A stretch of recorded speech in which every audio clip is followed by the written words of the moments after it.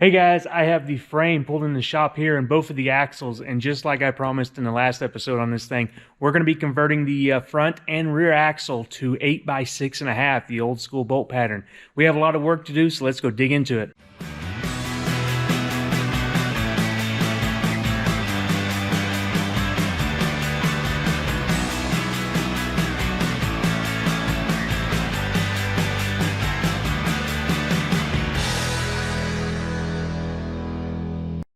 Well, before we go dig into the axles, I thought I would show you how the frame turned out. I was really happy with how this turned out and how spraying it turned out versus brushing it. The finish is perfect on it. I love it. The sheen is satin, and it turned out pretty nice. It's still a little glossier than I prefer, but it is definitely flatter than just a gloss black. So I'm pretty happy with it all around. Just generally trying to save a few bucks with this. If I would have taken it to my sandblaster and had them blast and prime and coat the frame and everything like I do on my restorations, it would have been $1,500, $1,200, $1,500, I'm guessing. On this, I think I had it like $180 in materials, and then my time prepping it and getting it all ready. So really saving some bucks here. And since this is going to be a driver, this is perfect for me. It's not going to be a problem as far as looks go, because it's going to be dirty all the time. And if it's not just exactly perfect, it's not going to matter because it's going to be dirty, basically is what I'm saying. But went ahead and got the PMF long travel shackles installed that I talked about in the last episode. So there's those installed, and the shackle is a longer length and it allows more travel with these deep-release springs and creates less bind. So we get a lot more droop and a lot more travel, and we utilize these deep-release springs a little bit more when we're taking this thing off-road, hopefully. But the big thing about this episode is all the stuff up here. Now, these Super Duty axles, and specifically the 05 and up Super Duty axles, one of the major things I don't like them for these old Fords is just the track width. They have a really wide track width, and or the width of the axle from wheel mating surface to wheel mating surface is quite high.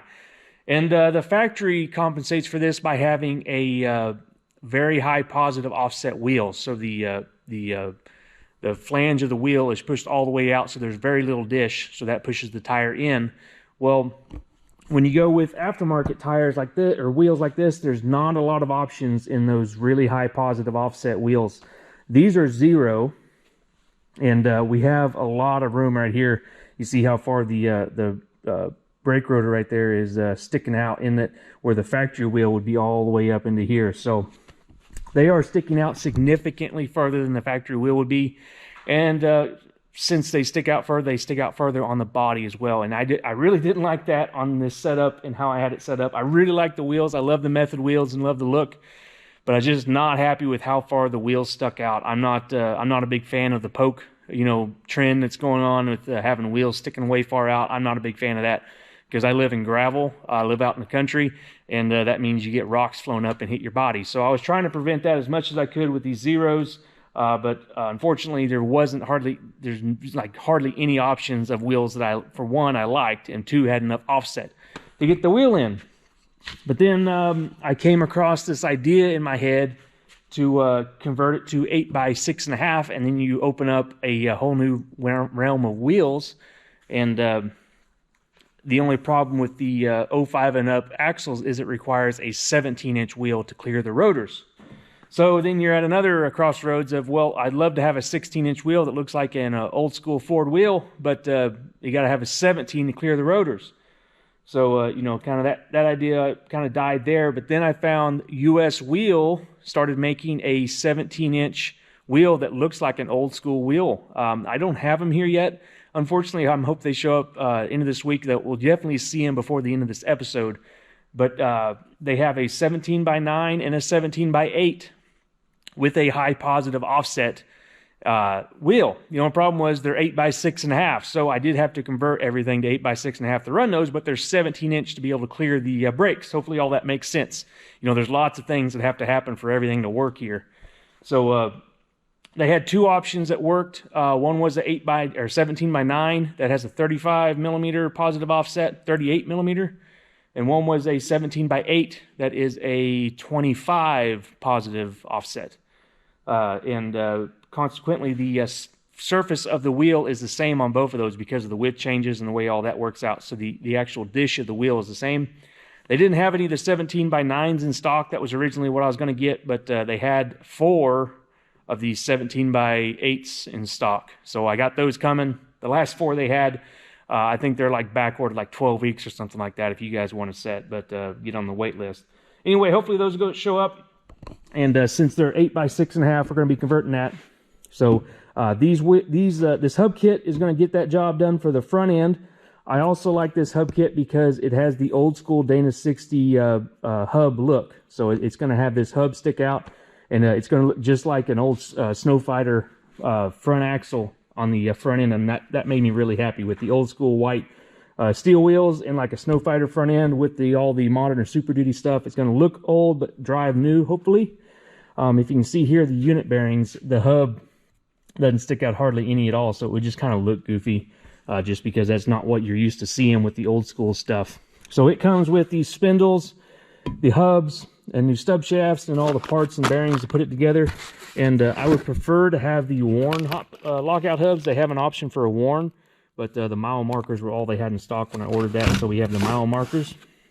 And these are just like a Dana 60 lockout hub, but they have a 35 spline outer. So a little bit stronger, bigger outer, and they say Dana 70 1-ton hubs. So I guess that's probably for the Dana 70 axles that have a bigger stub shaft. Now for the rear, it gets a lot trickier. You know, that's all the front. That's easy. That's all bolts on. The rear gets tricky. There's not really many options for a Sterling 10.5. Actually, there's only one that I could find, and it was a race hub, and it's billet aluminum, and it says not for street use, and kind of, you know, use at your own risk on a street truck. And since this truck's going to be hauling trailers and doing loads and doing off-roading and stuff, I kind of wanted to keep the steel hubs and not go with aluminum. So I'm stuck with these. Now I could send them off to somebody and have them re-drilled, or I could just do it myself. I have a mill here, an e-mill, and with a DRO that does a bolt pattern, and we're going to try it on this. Hopefully I get it right. I've been doing some practicing, and I've been spot on the practice jobs, but we'll see how it goes on the real thing, because these hubs are pretty pricey if you ruin one. Luckily, I have a few spares, just axles laying around here. I can yank one off if I have to.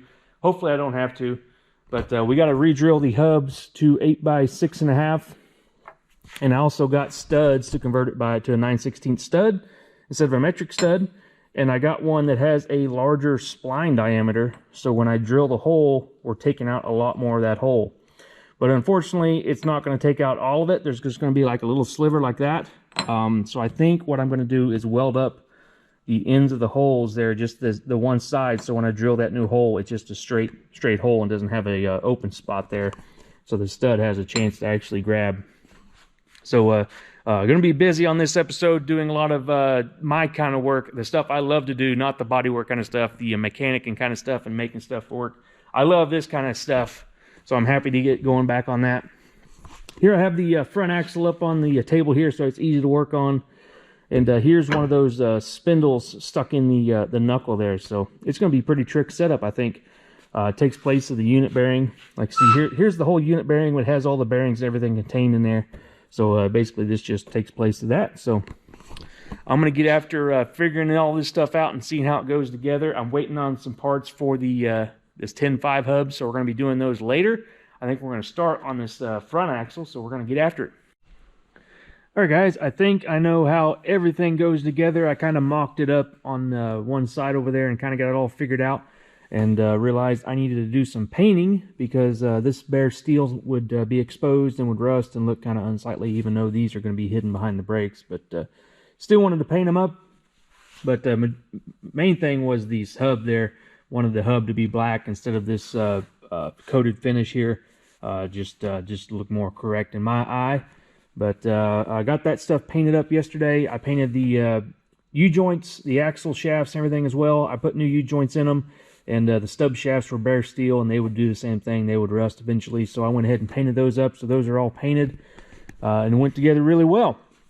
I got in a few more parts. I got my lug nuts in, and I got new dust shields in for the front brakes, so we can assemble all of that. So stuff is finally rolling in. And originally we had these mile markers, and I told you that the Warns were out of stock whenever I bought this kit. Well, I found a set of open box Warns that I bought that was considerably cheaper. I hope they're in good condition, but they're like an open box. Those will be here tomorrow, so we'll be putting Warns on this thing. I'm really excited about that. And another thing that came in is the wheels. So wheels came in yesterday. Really happy with how they turned out. We have good news and bad news, though. The good news is the wheels look fantastic. The dish on the wheels is pretty close to what I was hoping for. I was wanting a little bit less dish, but it's just how they turned out with the backspakes and everything on the wheel. But they look great compared to an OEM Ford wheel, which I have one over here I could show you. This is a OEM Ford wheel off of like an OBS truck, and I guess it probably has the same dish. It's probably being a little picky, but if we had less dish, the wheels would be pushed in more. But we'll see the difference once I get them mounted up and the axle on the truck. But also have the other front hub put in here with the lug nuts, and this is a Warn hub off of like a Dana 60, so it's a 30 spline, I think. So it doesn't fit this setup, but the cap does. So I just have the cap on there to show you guys what the Warn hubs are going to look like. So that's why I went with those. I really like the look of the premium hubs there. They're just kind of an old vintage look compared to those mile markers. But really happy with this setup. This is going to look great on this Super Duty axle truck. It's going to look way different than the Super Duty setup would be, and giving an old vintage look while still using those modern axles. But the bad news is the bore on the center of the wheel is just a little small. Now, I did know the specs on these wheels. I just didn't measure before I ordered them. But that's not a big deal. I can take care of it. I have a lathe. I'm not great with the lathe, but I can, on a lucky day, make some good cuts with it and machine this lip down. If you can see here. Now, I think the front hubs might suck up in there, but they're going to be really stuck and a pain to get the wheel off. So I think I'm going to machine the lip on these hubs. I wish I would have known that before I painted them, but you know, it is what it is. The wheels showed up after I painted everything. So I have to machine those, but I definitely have to machine the rear hubs because they for sure will not fit. If you can see this lip right here, this lip right here is for the drum rotor or the disc rotor, and this lip right here is for the Super Duty wheels, which are hub centric. So they use the hub to center the wheel and not the lug nuts. They just have a flat lug nut, and that step right there is what centers the Super Duty wheels, the factory ones. And it's just slightly too big for those old school wheels. So I'm going to machine that down to this diameter right here that's on the hub, and then they'll clear because we don't need that hub register anymore because the lug nuts are centering the wheel because they are conical. So this is kind of the old school way of doing things with a conical lug nut, and that centers the wheel on the hub. So I'm going to get after that and see about the parts aren't in yet to the end mill I need to machine this hole out. But we'll get maybe assembly on the front end if I get those hubs machined, and we'll get after it.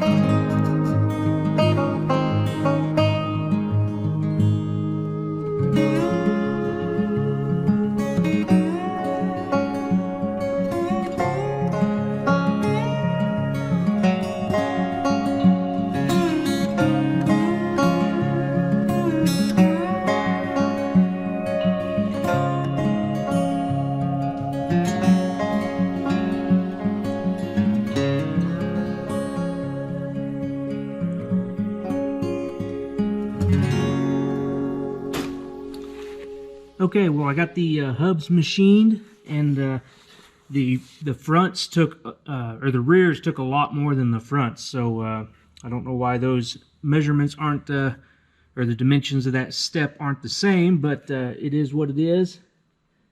They both fit in there nice and good now, and it's actually going to help me make sure my center line on my new drill bolt pattern is the same, because I machined it on the rears. At least I machined it to the perfect bore diameter of these wheels, so hopefully we don't have any problems getting that to align. But if we do, we know that my bolt pattern is off center, since I machined that to the perfect diameter of the wheel. And here's the fronts. See that? Slide right in there just perfect. So we have a nice flush machined lip right there. So pretty happy with the results there. That wasn't too bad at all. Now all we have to do is machine the new bolt pattern on the rear hubs, and we should be able to assemble everything and try these wheels out on this frame. But I don't have the right end mill for this to machine the bolt pattern yet. Hopefully, I'm hoping it gets here tomorrow and we'll be able to do that. But for now, we're going to assemble the front axles. Let's go get after that. All right, I think I have everything set up to start installing the hub here on the front axle. A few things I want to go over before we start. I've already done. There's a few seals on the stub shaft you have to put on. There's this outer kind of dust shield. There's a thrust washer, and then the little seal in there for the bearing the stub shaft rides on when you're using four-wheel drive, that little roller bearing inside of there. I also put the studs on the spindle there. Those are off of the unit bearing. The kit doesn't come with those. I've already installed those. And there's a seal on the hub. This guy, the little dust seal for the ABS. I'm not going to be using the ABS, but I just put it there because it's designed to be there. So I'm going to put it there. And then I installed the inner bearing and the seal, because you have to install the bearing first and then the seal. And I packed the bearings as well. I did that off camera because that's just a messy job. But I have everything here. Kind of went through the instructions. It's pretty self-explanatory. The only thing that was kind of tricky was figuring out where all the seals go. But that was basically, once you look at everything, you figure out where they go, you know, going off of the sizes and where stuff fits, basically.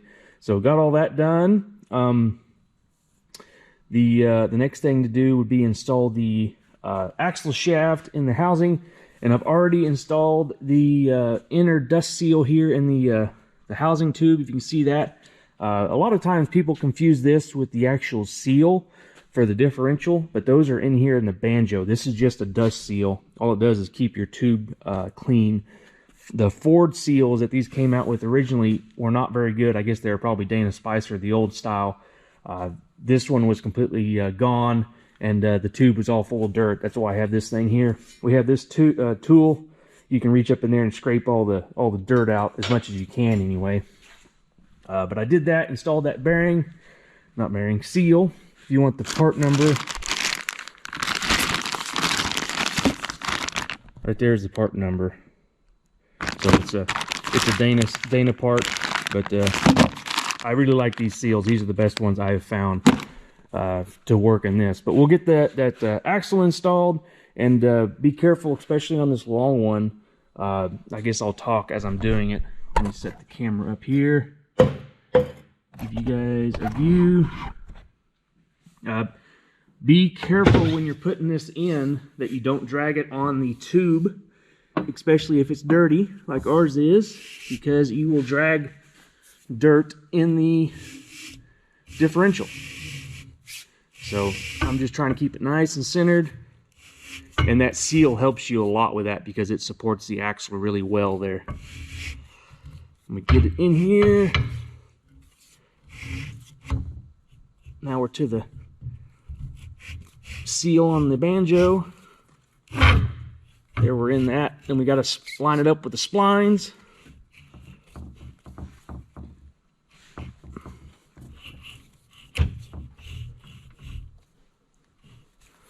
I don't think we're in all the way just yet.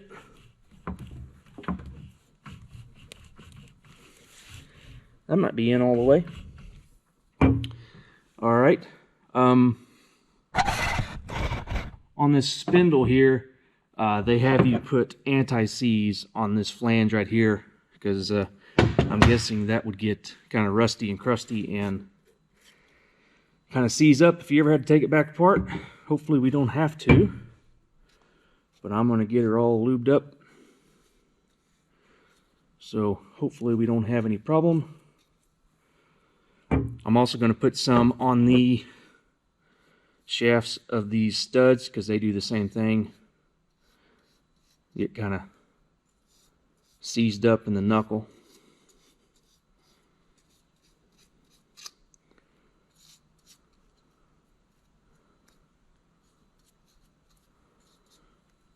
All right, ABS hole up, but even though, like I said, I'm not using it, but still going to assemble it correctly.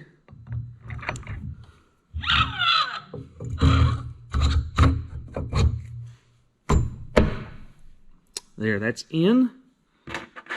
Get our nuts from the unit bearing.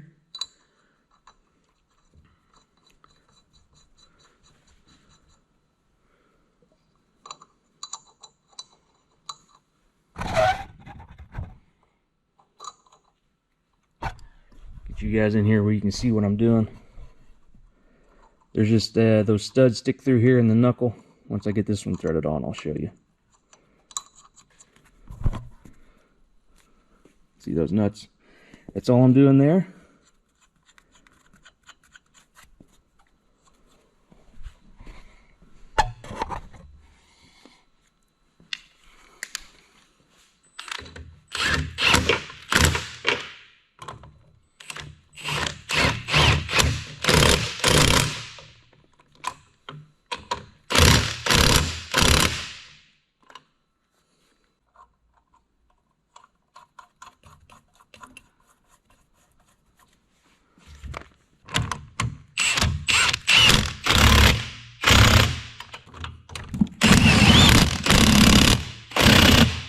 We got our spindle installed.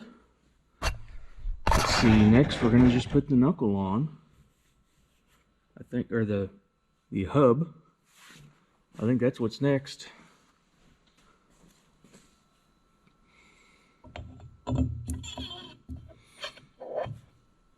There we go. We'll just deal with it. I got to get the inner bearing and the retainer nut. All right, I have the inner bearing, or the outer bearing actually. Oh.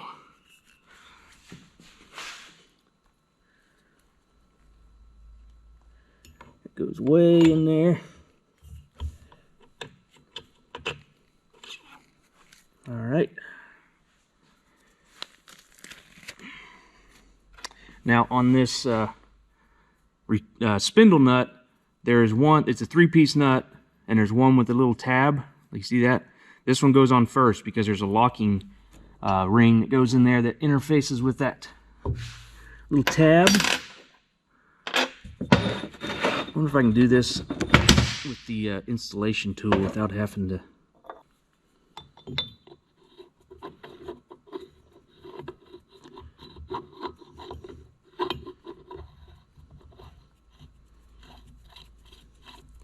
Yep, got it started.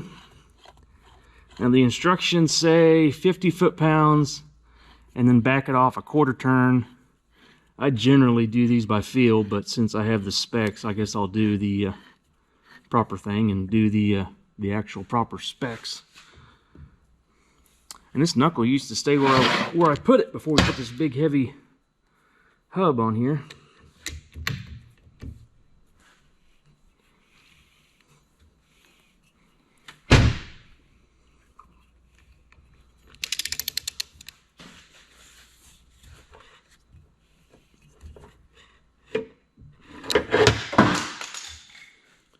Now this initial torque spec is generally just to make sure your bearings are seated all the way. And the axle's gonna want to twist on me. This is gonna be kind of tricky. Oh, I think I'm gonna do that once everything's attached on the truck, because I'm worried the axle's going to flip out of the off the table, or when I have somebody here to hold it. But that's probably a little tighter than I would like it, so we were probably pretty close to the 50. I'll just leave the one spindle nut on there right now, but I'll show you the other. So here's the other pieces. You see this these little holes here. You get that first nut in there to where it lines up. There's a notch in the axle or the spindle. That lines up in that notch, and you get that nut to where it lines up with one of these holes, that pin. And then once that's there, you put this other nut on it, and it sandwiches it all together, and that keeps your nut from backing off. So that is that. So we have one side assembled. Let's move on to the other side. It'll be basically the same thing, just the axle is going to be a lot easier to deal with because it's shorter.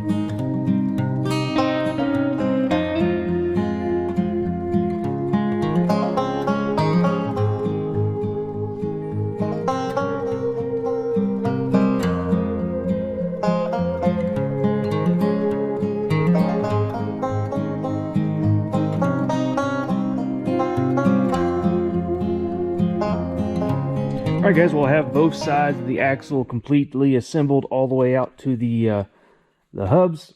I didn't do the final torque on this just because it's going to be tricky to do with the axle moving around, so I'm going to wait till I get it on the frame. But I wanted to point out, I did forget to assemble the dust shields when I put that spindle in. So luckily the way this is designed, all I had to do is loosen up the, or take off the nuts back here on that stud on the spindle and pull the whole assembly out. And I was able to put it on with the dust shield. So that was oversight by me. I noticed it when I was doing the other side that I didn't have that dust shield on there. I also installed an ABS sensor that's just been cut off to plug that hole. But I'm going to get this thing off of the table and shoved up under there, under the frame. And then we'll finish assembling the hub. And I want to put some brakes on here to check clearances and everything with the wheels. So we'll try that next.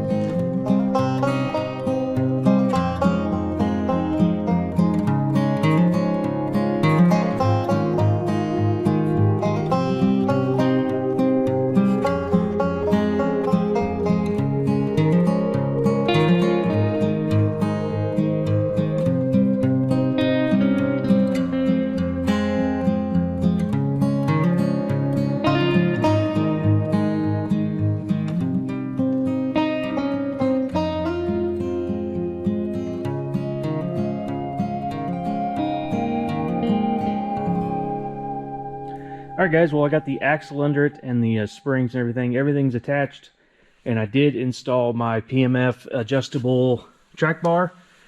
This is adjustable where the factory one is not.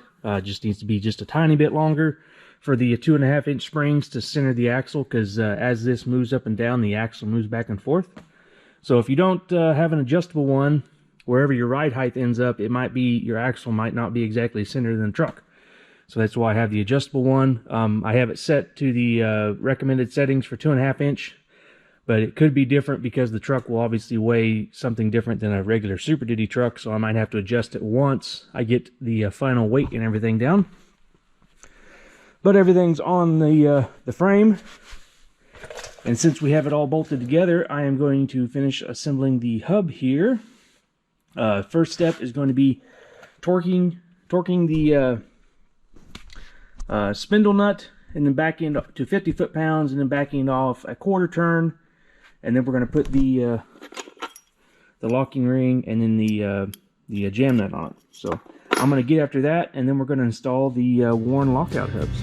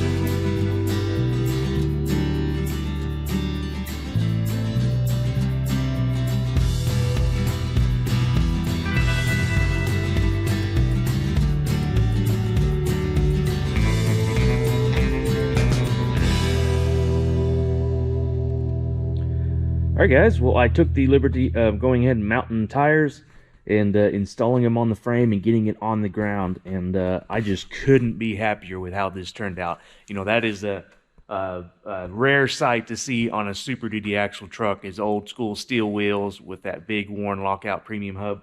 You know, that look right there is not common on a Super Duty axle truck, and I am really happy how this turned out. It definitely wasn't a bolt-on affair.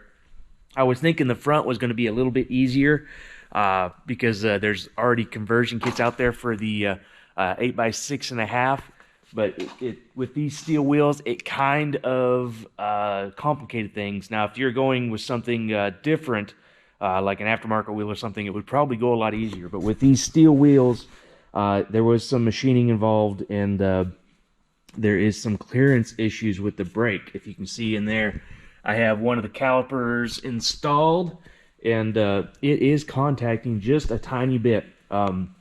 Originally, when I put these wheels on, I had a lot of contact, but then I realized, well, I don't have my rotors on, and these rotors have a real thick flange there. I think it's 400 thousandths, almost a ½ inch, and the wheel sandwiches up against that, so I didn't have that on there, so that made the wheel come out a little bit further, and it helped a little bit. I have spacers in this one that mimic the same size because I haven't machined my rotors yet to fit the new bolt pattern, but it is slightly contacting. You probably can't see it in there, but it is really close.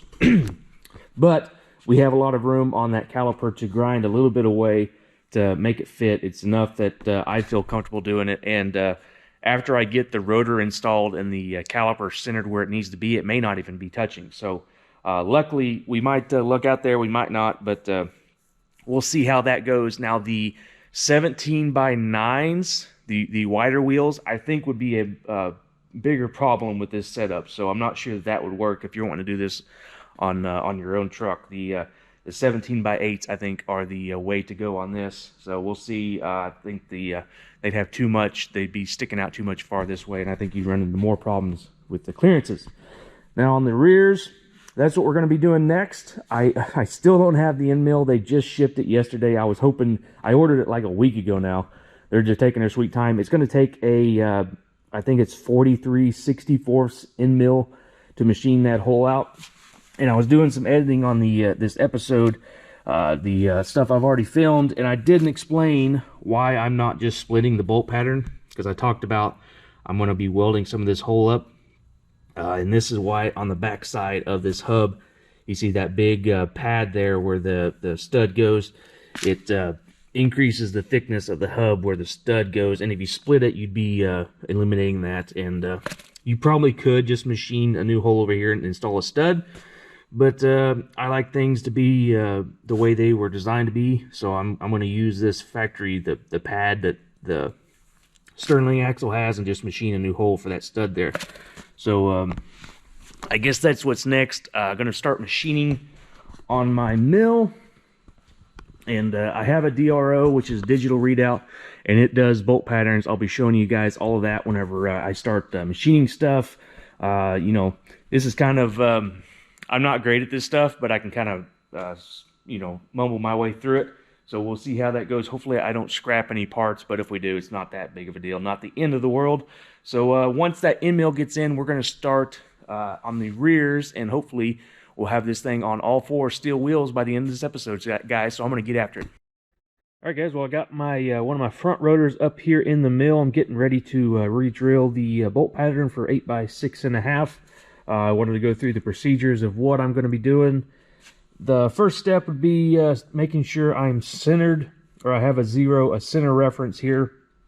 So I have my edge finder in here, and I'm going to find both edges, and then find the 0 or the center, and zero out my DRO, and do the same for the both X and Y axis. And then I go into here. Let's see. I know it's kind of hard to see on camera, but I go in here to pattern, and then circle pattern, and then if you can see that, you know, full, and then number holes 8, and then right there is 0'd, so that's going to be the center. And then you do radius and start angle and all that kind of stuff. And then it will tell me on the circle here, you know, where to move my wheels to make it the next hole. I'll show you that once I get it all set up. But for now, I'm going to get the center found, and then set up that DRO for the 8x6.5 bolt pattern. All right, guys, I found center on the rotor there. We have zeroed out the DRO. Now we can go to pattern, circle pattern. We need a full pattern, and we need 8 holes, and we're centered on 0, so we leave those alone. And radius is half of 6.5, so 3 1/4. Start angle, we're starting at 0, and end angle is 315, and we're not doing any depths, so there we go. Enter. Now here we have where we need to go. So our y-axis is 0, but our x-axis needs to go 3 1/4, because we're in the center right now. So let me lock the y-axis, unlock the x, and we'll go. Make sure I don't run into my edge finder. And you see the numbers changing there. We're getting close there. It's getting. See that little dot that's moving to those triangle bars? That's where the center is. And then 0. So then I lock everything down, and that will be the start of our first hole. All right, I have the end mill in here. These holes are 5/8, and I don't have a 5/8 end mill. I only have 11/16 is the closest thing. So it's not too critical on these that it's you know, it's sandwiched in the wheel there, but I do want to keep it as close as possible just so there's less slop if something does start to move. But we're going to do the 11/16 and see how it looks, and then we'll go on to the next hole. So have it set up here on the DRO for the perfect center here, and I just moved the Y. There, I got it back on 0. If I bump these things, it gets off at 0. Not too critical on these, but I do want to practice for the hubs, because I do want to be perfect on those hubs. The rotors are less finicky on the bolt pattern, you know, and plus the hole is going to be bigger than the stud, so there is going to be some play. But I do want to practice and make sure I'm doing a good job for when I do those rotor or the hubs, because those are going to be the critical ones. But let's go ahead and do this first hole and see how it turns out.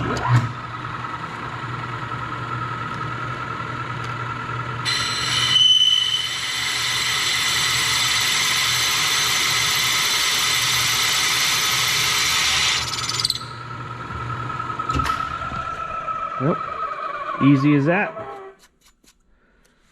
Looks like I'm a little bit off of center there. I'm gonna have to find a better way to set that up when I do the hubs, because I'm not gonna like that. But it'll work on these rotors. Now we go over here to next hole, and it gives me the coordinates to change everything. Now this part is a little tricky because my mill is not brand new. It has some slop in the balls or the screws, and it takes a little bit of time to get this just perfect. So I'm going to work on that, and then we'll come back and see how the next hole looks. All right, I have it zeroed out on the next hole. Looks like we're going to be right. So we'll try it again.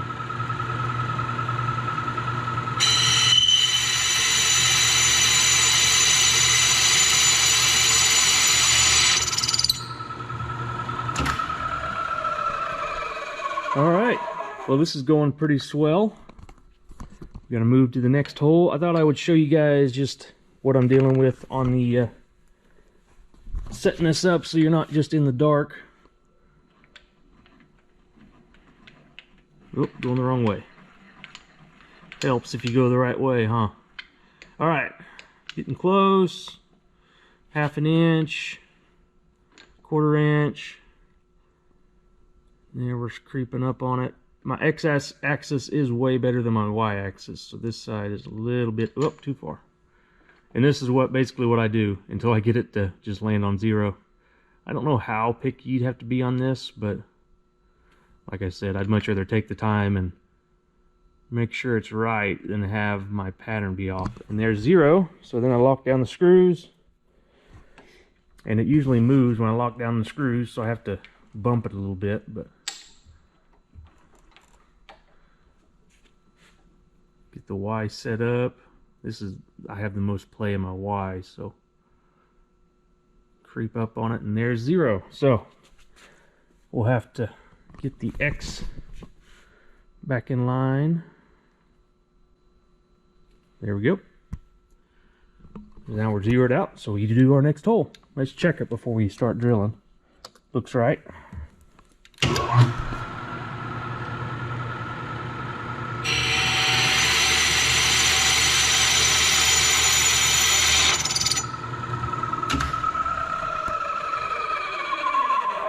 All right, so far so good.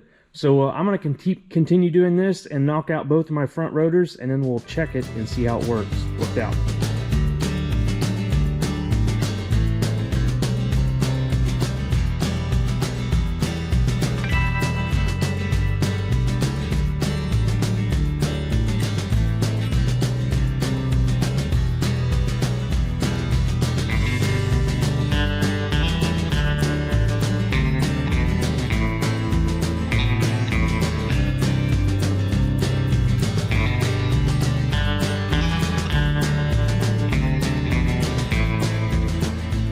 All right, well, I got that rotor all finished up like you saw. Here's the pattern.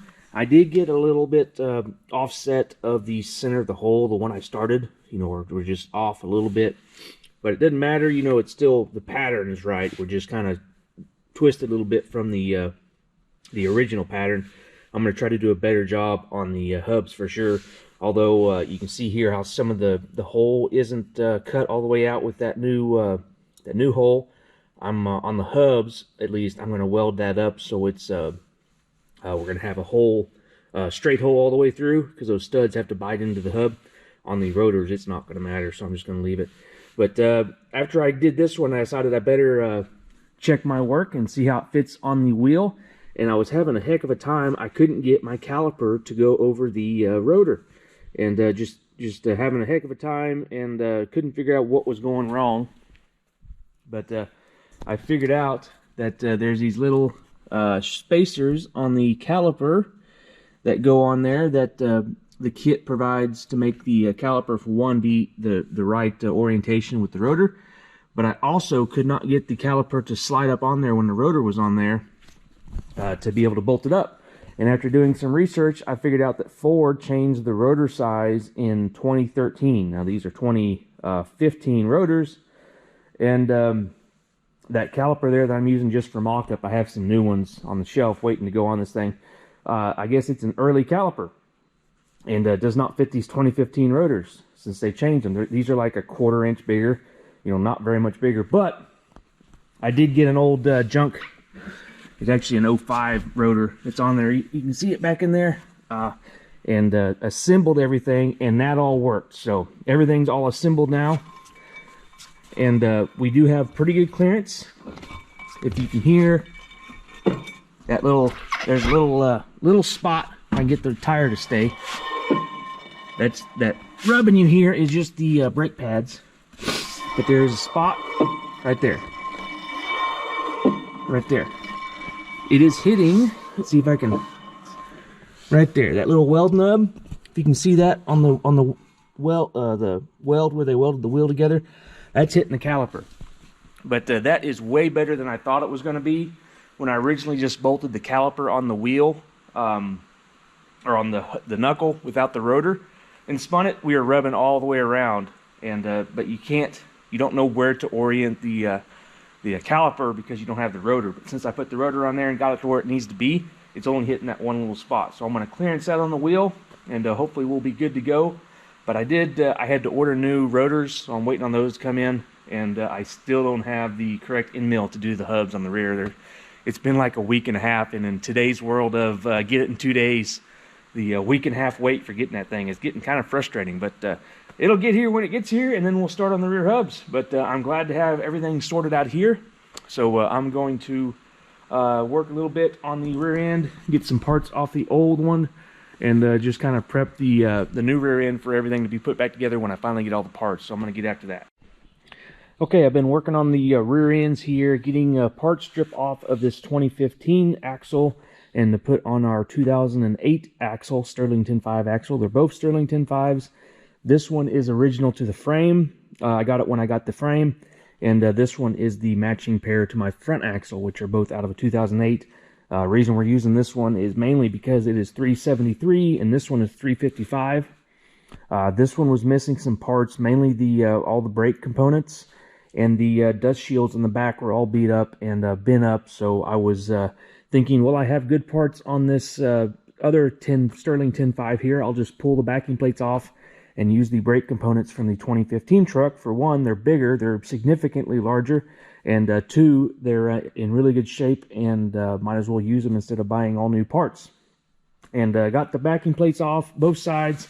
They fought me because the axle was allowed to sit and had moisture, and the drums were locked up on the hubs and all that kind of stuff. And it took me all morning to get them apart. Got this all cleaned up and got ready to put it on. And it does slide on and fit the holes. I'll show you that. But unfortunately, if I can get it back off. But unfortunately, the step right here in the center is smaller on the 2015. I think it is to accommodate for the ABS sensor. The 2015s have a dual brake system for the rear, so there's independent brake lines from the master or the ABS pump all the way to both sides of the axle, so they have independent ABS for left and right, where the earlier trucks just had one ABS sensor in the rear end, so the rear end was completed, was all like one unit, where the new modern trucks with the traction control and all of that, the wheels are treated separately with the ABS system. So I think they had to have more room there. And the old setup has this big step right here that the backing plate registers on, and the new one does not have that, so they don't fit, unfortunately. So that means my calipers aren't going to fit, and my rotors aren't going to fit, and the hubs probably will, but everything behind it is not going to fit. And I don't have those parts, so that means I have to order more parts, which putting new brake parts on this thing isn't a bad thing. You know, new stuff is always the better option, but man, it sure adds cost, and it's adding up. So getting kind of frustrated. But anyway, this episode is already getting a little long, so I think we're going to cut it in half here, and we'll do a second video on the rear end once everything gets in, because now I'm going to have to order more parts and we're going to be waiting. So it's just going to kick this video way far back, and I want to get this video out for you guys so you can see it. So basically, we're just leaving it off with the front setup all done and converted to this new steel wheel size, or steel wheels. Let me know down in the comments what you guys think. Do you like this setup? Do you think it's is all the work worth it to run these steel wheels, or do you think I should have just got some other 8x7 or the metric pattern 8x170 to make it work with the axle, make it the track width I want and the look I wanted and everything like that? So let me know down in the comments what you guys think. Do you like these steel wheels? I sure love them. I think it's going to look great on the truck. Anyway, guys, be looking for that second video when it comes out. Hit subscribe so you don't miss that. I hope you guys enjoyed this video. Give me a thumbs up if you did. I'll see you guys in the next one. Thanks for watching, guys.